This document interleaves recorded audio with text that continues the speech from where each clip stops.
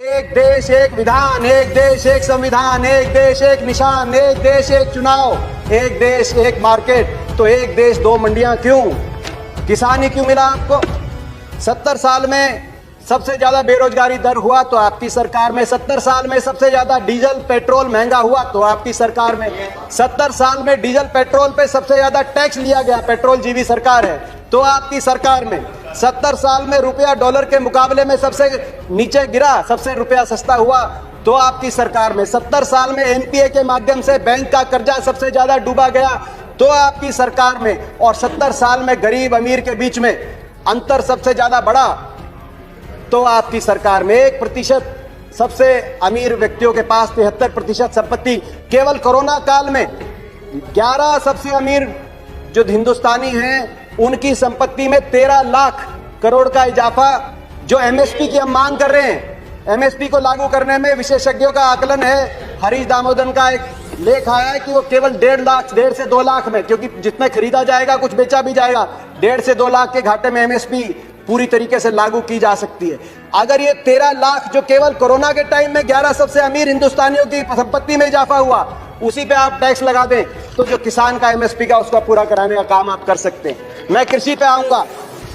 उम्मीद थी कि ये बजट किसानों को समर्पित होगा, क्योंकि जब आपकी अर्थव्यवस्था डगमगा गई थी कोरोना में तो किसान अपने हल को लेकर निकला था, ट्रैक्टर का स्टीयरिंग पकड़ के निकला था और अर्थव्यवस्था को बचाने का काम किया था। उस समय आपकी भोजन की व्यवस्था अबाधित किसान ने देने का काम किया था, लेकिन कृषि बजट को ही आपने घटा दिया 8.5%। कृषि कानून पे बड़ी चर्चा हुई, ये कहा गया कि आंदोलन के बारे में बात करिए, इन कानूनों में काला क्या है ये हमें नहीं बताया गया। मैं 2-3 बातें उसमें भी बताना चाहता हूं, काला क्या है। आपने कहा 11 राउंड बातचीत के हुई, किसान संगठनों ने कुछ काला नहीं बताया, नजरिए का फर्क है।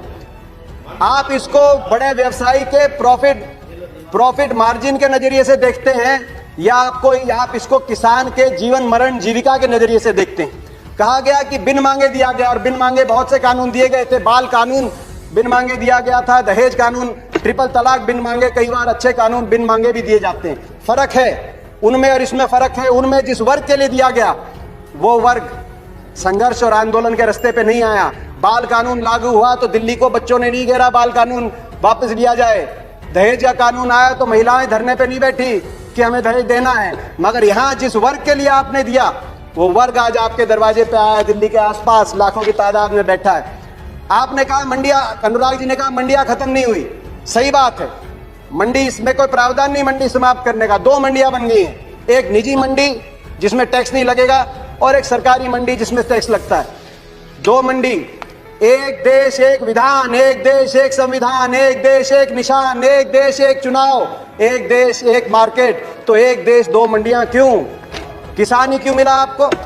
एक मंडी। और ये जो टैक्स आप कह रहे, टैक्स मुक्त कर दिया। टैक्स कौन देता है? खरीदार देता है इन मंडियों में टैक्स, किसान नहीं देता। पंजाब में 6.5%, हरियाणा में 4% और सरकार को देता है। हरियाणा पंजाब का ग्रामीण इंफ्रास्ट्रक्चर अच्छा क्यों है? हर गांव में अच्छी सड़कें क्यों हैं? क्योंकि ये जो टैक्स जाता है ग्रामीण इंफ्रास्ट्रक्चर और इन मंडियों के और किसानों के विकास के लिए इस टैक्स का इस्तेमाल होता है। इसीलिए आज पंजाब हरियाणा सबसे आगे। फिर बात आई कि एमएसपी खत्म। प्रधानमंत्री जी ने कहा एमएसपी थी, है और रहेगी। ठाकुर जी ने भी कहा कि कोई है किसमें दम जो बताए कि एमएसपी चली जाएगी। सही बात है, एमएसपी थी, है और रहेगी। मगर क्या एमएसपी सभी किसानों को मिलेगी और सभी फसलों पे मिलेगी? प्रश्न इस बात का उठता है। आप में दम है खड़े होकर आप कह दें कि एमएसपी मिलेगी हर किसान को देश में? आज भी शांता कुमार कमेटी बताती है कि मात्र 6% से 16% तक किसानों को एमएसपी मिलती है। बाकी देश में बहुत से ऐसे प्रदेश है जहां पे एमएसपी नहीं मिलती। आपको चाहिए तो यह था जो पंजाब, हरियाणा, पश्चिमी उत्तर प्रदेश में एमएसपी मिलती है वही एमएसपी बिहार में मिले, जहां धान 800 रुपए, 1000 रुपए में जा रहा है, 1800 रुपए में हमारे यहाँ धान मिल रहा है। आपको चाहिए था कि इसको वहां पे लेके जाएं, मगर आप वहां के किसान को की परिस्थिति हमारे यहाँ की करने की बजाय हरियाणा पंजाब के किसान की परिस्थिति उस तरह की करने की तरफ लेके जाएं। प्राइवेट की बात करी कि आप प्राइवेट का खिलाफत कर रहे हैं। प्राइवेट की खिलाफत नहीं कर रहे, प्राइवेट आए, मगर मंडी के अंदर आने से किसने रोका प्राइवेट को? प्राइवेट मंडी के अंदर आए और एमएसपी से ज्यादा में खरीदे। कह रहे हैं बाहर भाव ज्यादा मिलेगा, विकल्प होगा, बाहर ज्यादा मिलेगा, बाहर ज्यादा भाव मिलेगा प्राइवेट में। तो आपको यह कानून बनाने में क्यों आपत्ति है कि अगर एमएसपी से कम का कोई कॉन्ट्रैक्ट होगा तो वो कानूनी बाध्य, उस पर बाध्य होगा? हरियाणा के अंदर 2007 में हमने कॉन्ट्रैक्ट अमेंडमेंट लाए एपीएमसी के अंदर, निजी अलाउ किया निजी कंपनियों को, मगर साथ में कानून लिख दिया कि अगर कॉन्ट्रैक्ट एमएसपी से नीचे किया जाएगा तो गैर कानूनी होगा और कानूनी कार्रवाई होगी जो लोग इस तरह कॉन्ट्रैक्ट करते हैं। आप कह रहे हैं ज्यादा मिलेगी तो आप कर दीजिए, कानूनी प्रावधान देने का आप काम करें। आपने कहा कि एक शरद पवार जी ने चिट्ठी लिखी थी, आपने कहा कि मुख्यमंत्रियों का समय हुड्डा कमेटी ने भी इसकी सिफारिश करी थी कि एपीएम सुधार हो, एपीएमसी एक्ट के अंदर बदलाव हो। मैं बताना चाहता हूं कि हुड्डा कमेटी ने, जिस कमेटी में प्रकाश सिंह बादल जी, ममता बनर्जी जी और नीतीश कुमार जी भी सदस्य थे, उस कमेटी ने क्या सुझाव दिया था इस पे? उन्होंने कहा था कि एपीएमसी में सुधार हो मगर एपीएमसी का विस्तार हो। सबसे पहले मंडी, जिस प्रकार से हरियाणा में हर 10 किलोमीटर में मंडी हमने स्थापित करी थी अपनी सरकार में, पूरे देश के अंदर हर 10 किलोमीटर में मंडी बने। दूसरा, प्राइवेट अगर आए तो मंडियों के अंदर आए, एमएसपी से ज्यादा पे खरीदें, एमएसपी से कम पे खरीदते हैं तो कानूनी कार्रवाई हो, वो ऐसी खरीदारी अलाउ ना हो। तीसरा, एमएसपी की कैलकुलेशन C2 के आधार पे हो, A2 कॉस्ट नहीं, C2 खर्चे के आधार पे एमएसपी कास्ट हो, जो आज किसानों की सबसे बड़ी मांग है। चौथा, एमएसपी जो चौथे उसमें कहा कि कर्जे का जो दर है वो no discussions please, no cross talk, no cross talk, no cross talk, किसी और की बात रिकॉर्ड पे नहीं जा रही है। दीपेंद्र जी कंटिन्यू। ये सिफारिश थी। मैं एक और बात कहना चाहता हूँ। एक बात आई कि ओपन मार्केट, फ्री मार्केट अच्छी है। फ्री मार्केट हर चीज के लिए अच्छी नहीं है। मार्केट, अनियंत्रित मार्केट, किसान को आप अमेरिका का उदाहरण उठा के देखिए। अमेरिका में 1/4 लोग कृषि से जुड़े हुए थे आज से 50-60 साल पहले। फ्री मार्केट लेके आए, आज मात्र 1% अमेरिका की जनसंख्या कृषि पे आधारित है। क्या एक कंसेप्ट आया फ्री मार्केट के बाद? गेट बिग और गेट आउट। छोटा किसान सरवाइव नहीं कर पाया बड़े बड़े धन्नाडों के आगे, बड़े बड़े कॉर्पोरेट प्लेयर्स के आगे। आज अमेरिका के अंदर 450 एकड़ की जोत वाला एवरेज किसान के पास। हिंदुस्तान की तो किसान की एवरेज जोत आज मात्र 1.7 एकड़ है।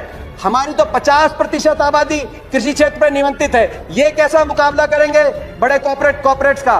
गेट बिग और गेट आउट। ये गेट आउट होंगे तो कहां जाएंगे? क्या हमारी अर्थव्यवस्था अमेरिका की तरह? मैं आखिर में अपनी बात कंक्लूड करना चाहता हूं। बिचौलियों की बात करी कि आपने बिचौलियों से मुक्त करा दिया, कमीशन एजेंट से मुक्त करा दिया। मैं पूछना चाहता हूं इस सदन से, ये जो बड़े बड़े धन्नाड आएंगे, बड़े कॉर्पोरेट हाउस आएंगे, टाटा, बिरला, अदानी, अंबानी, पूर्ति, ये किसकी श्रेणी में आएंगे? बिचौलिए नहीं तो ये क्या किसान की श्रेणी में आएंगे या उपभोक्ता की श्रेणी में आएंगे? ये सबसे ज्यादा अपने मुनाफे को कमाने के लिए बड़े बड़े लोग आएंगे। तो बिचौलियों की आप जो बात करें, आखिर में मैं अपनी बात कंक्लूड करते हुए, प्रधानमंत्री जी ने एक और बात की कि इस आंदोलन में कुछ पवित्र लोग हैं और कुछ अपवित्र लोग हैं। प्रधानमंत्री जी की बात हम मान लेते हैं, कम से कम आप पवित्र लोगों की बात मान लीजिए। आंदोलन में जो पवित्र लोग हैं, अगर आंदोलनकारी पवित्र हैं, पवित्र भावना से अपने हक के लिए बैठे हैं, आप उनकी बात मांग लीजिए और इसकी शुरुआत आप दो कदम उठा के उसकी शुरुआत करिए। आप तुरंत, मैं मांग करता हूं।